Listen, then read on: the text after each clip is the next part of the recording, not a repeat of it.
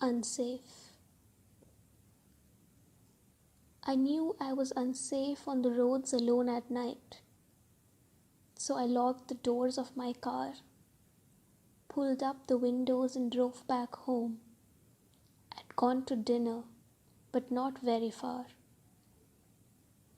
I unlocked the door to see my parents were up, nervous with phones in their hands, scrolling up to check when I had sent the last text and if I'd be back on time as planned.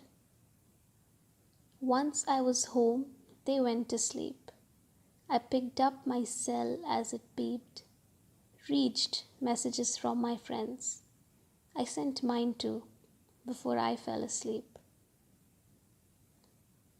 I knew I was unsafe with the stranger I'd just met, so I watched my drink around this new member, made conversation carefully to not reveal what I shouldn't, and guarded the international secret, a phone number.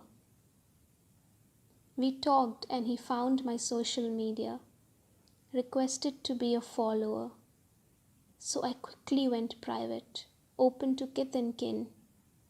I knew it was unsafe if I let just anyone in. I asked 2 people before I posted if it was all right to be out on the net. One told me to exercise restraint.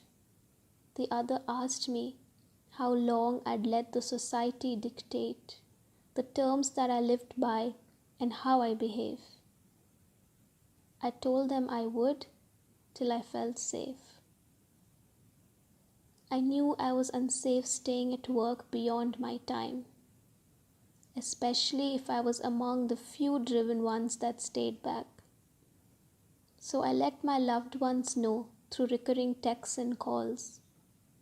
I felt safe if they kept track.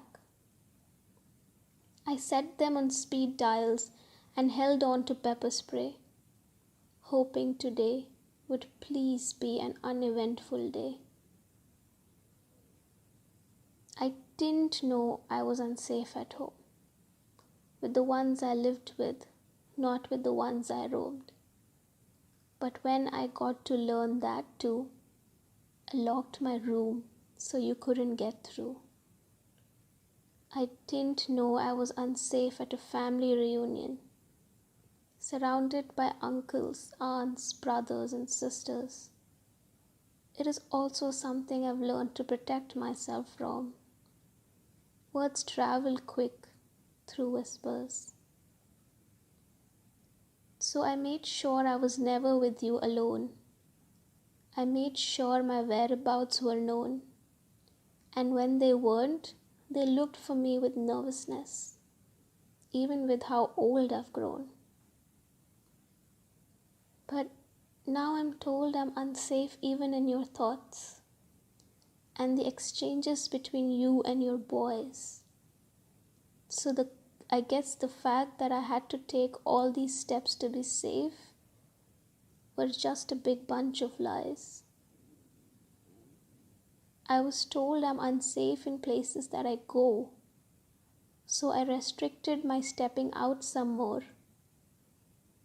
It seemed to have done me no good, because now I have understood I'm unsafe even in places I cannot go, like into a boy's locker room.